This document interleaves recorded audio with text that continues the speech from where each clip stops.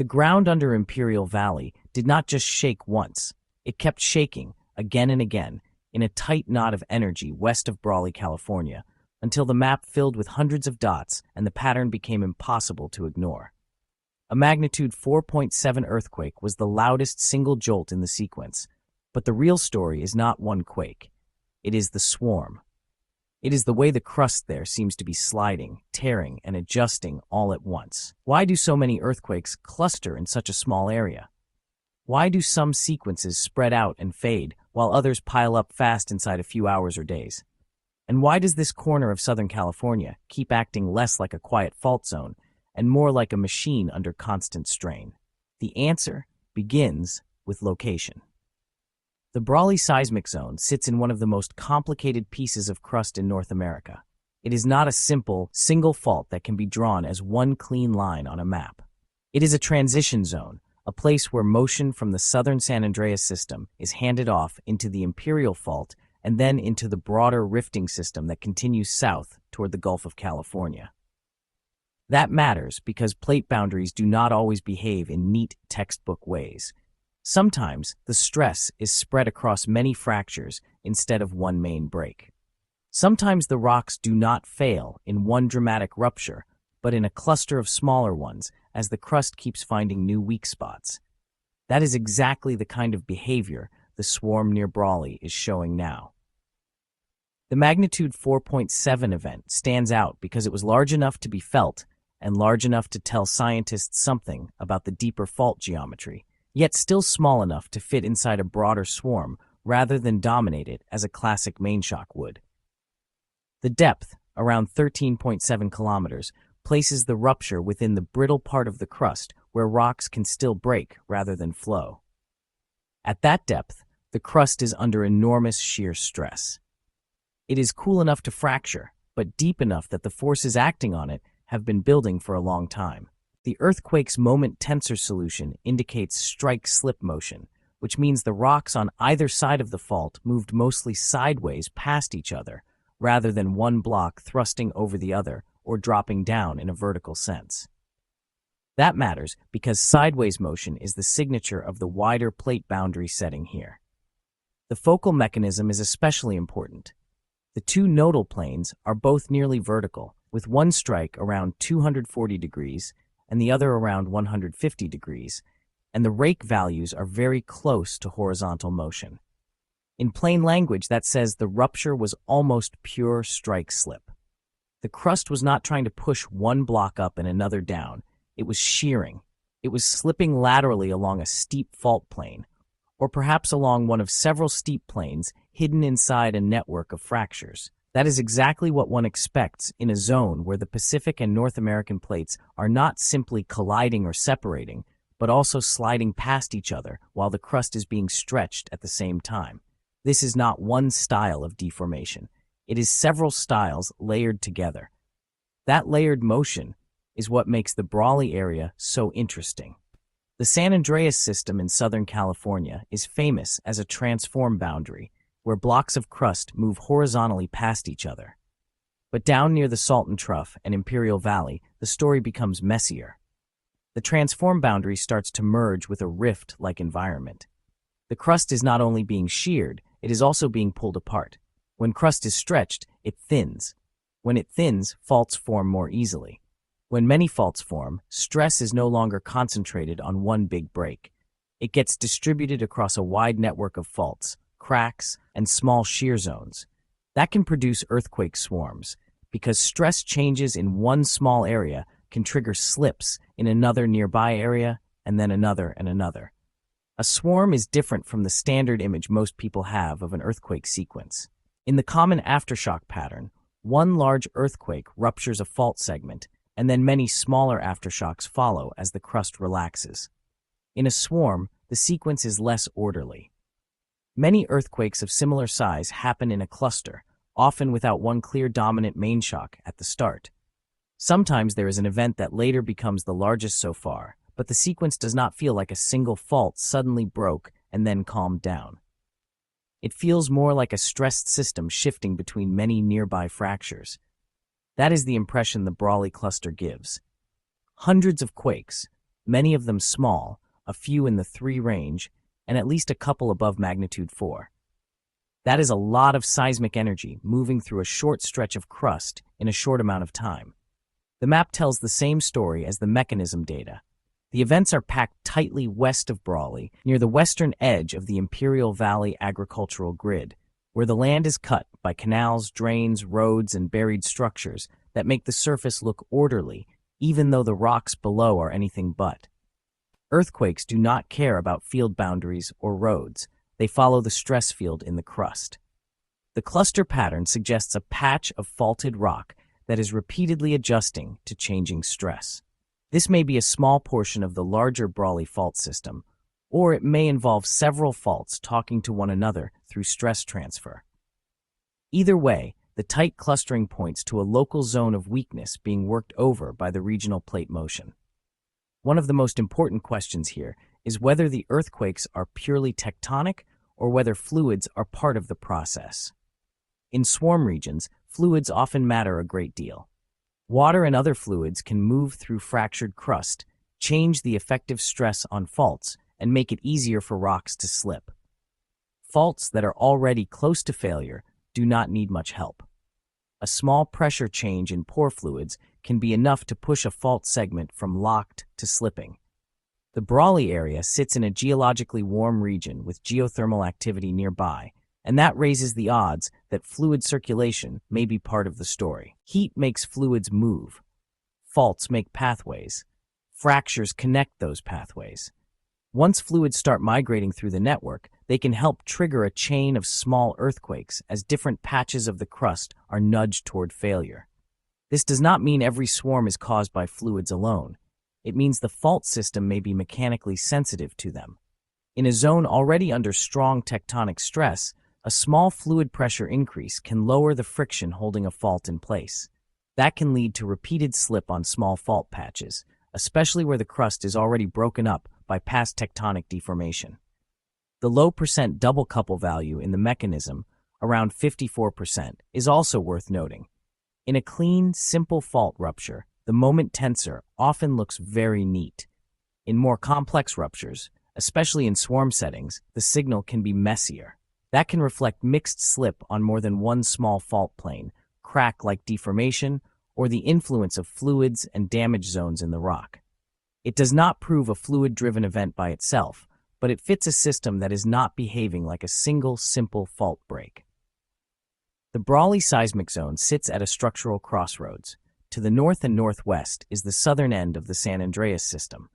To the southeast is the Imperial fault. Beyond that is the broader Gulf of California rift system, which is part of the same long plate boundary that continues far south into Baja California and mainland Mexico.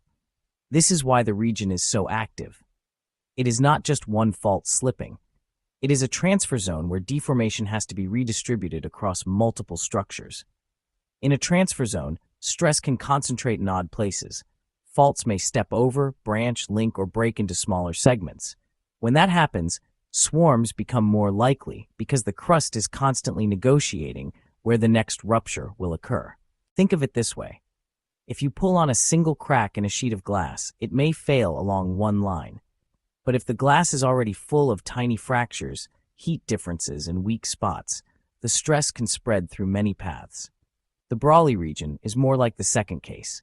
The rock is already heavily fractured by past motion, and the present plate boundary is trying to use every available weak zone. That creates a complex fault fabric. Some faults are steep, some are buried, some are small enough to be invisible at the surface. Some may link only during a swarm.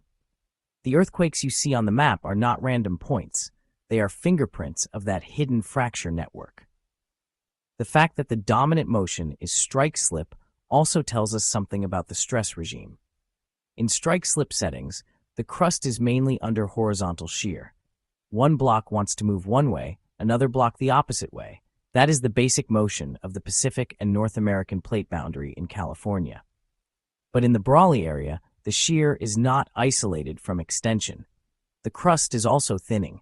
That creates oblique motion, where faults may carry both side-to-side slip and a component of opening or closing.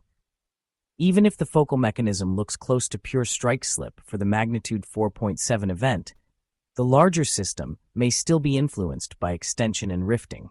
The swarm may be telling us that the crust is adjusting to both processes at once. This is why earthquakes in this region are often described as a bridge between the San Andreas and the Gulf of California system. A bridge does not hold still. It transfers load, it bends under pressure, it channels movement from one side to another. The same is true here.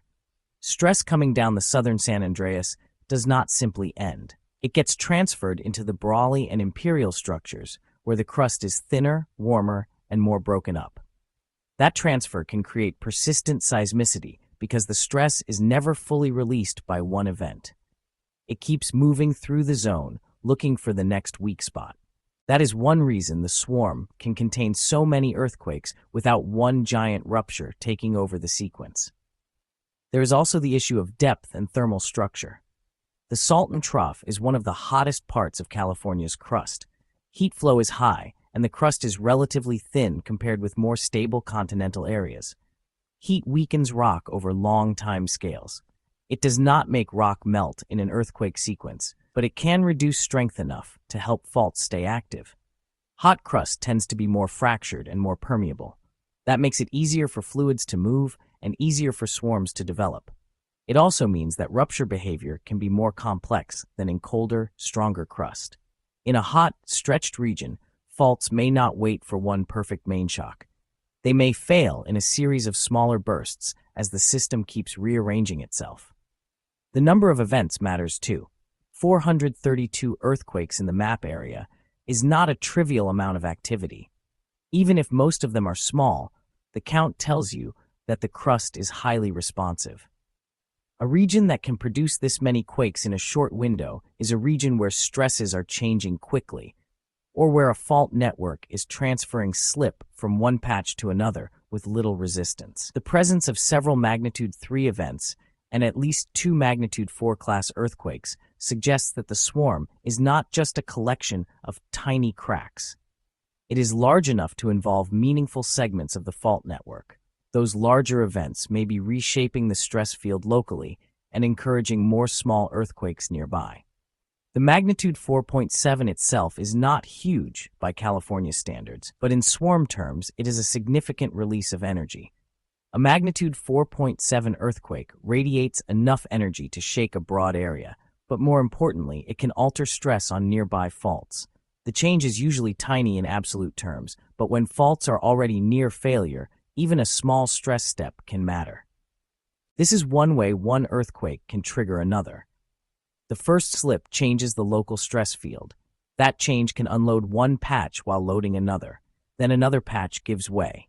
In a dense fault network, this can cascade. The map of clustered events around Brawley is consistent with that kind of local triggering. Could this sequence grow into something larger?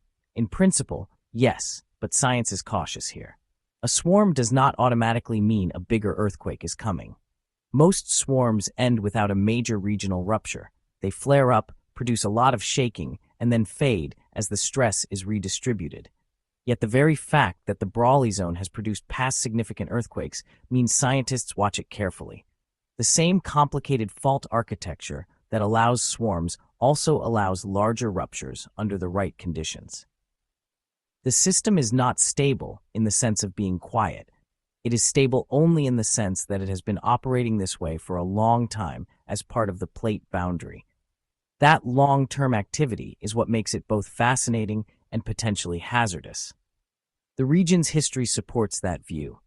Imperial Valley and the broader Salton Trough have produced damaging earthquakes before, including the large events in the 20th century that ruptured parts of the local fault system. Those older earthquakes remind us that this is not just a swarm zone. It is a live segment of a major plate boundary. The present swarm should be seen against that background of repeated strain release. The crust here has a memory. Past ruptures weaken some zones, strengthen others, and leave behind a mosaic of broken rock that the next stress cycle will exploit. Each new earthquake is shaped partly by what happened before it. The present swarm also reminds us how closely linked the Imperial Valley is to the wider tectonic architecture of the Southwest. The southern San Andreas does not end in a clean line and disappear. Its strain is handed off through a zone that includes the Brawley seismic zone and the Imperial fault before reaching the rifted system farther south. That transfer is complicated because the crust here is young, broken, and warm. In some areas, extension opens the crust enough to create volcanic and geothermal activity. In others, lateral motion dominates. The result is a mixed tectonic regime. Mixed regimes often produce mixed earthquake behavior. That is exactly what the swarm shows. In the end, the magnitude 4.7 earthquake west of Brawley is significant, not because it was the biggest earthquake California has seen, but because it happened in a place where the crust is already under extreme mechanical stress and the fault geometry is unusually tangled. The sequence of hundreds of quakes shows a system that is actively adjusting, not resting. The strike-slip mechanism shows that the movement is mainly horizontal shear. The depth shows the rupture is taking place in the brittle crust where faulting is possible. The swarm pattern suggests that multiple fault patches and possibly fluids are helping drive the activity. Put together, the picture is not of one fault simply snapping. It is of a stressed transition zone, a place where the plate boundary is being redistributed through a network of fractures that keeps waking up, one quake at a time. That is why scientists pay close attention to Brawley. It is a small place on a map, but it sits on a big structural problem. The crust there is being pulled and sheared at the same time. Faults are linked, overloaded, and reactivated. Heat and fluids may be helping the process. And the result, as the current swarm shows, is a burst of seismicity that tells us a great deal about how this part of California works. The shaking is temporary. The mechanism is not. The crust will keep moving, the faults will keep slipping, and the zone will keep revealing, in small, sharp bursts, the deep mechanics of a plate boundary that never truly stops.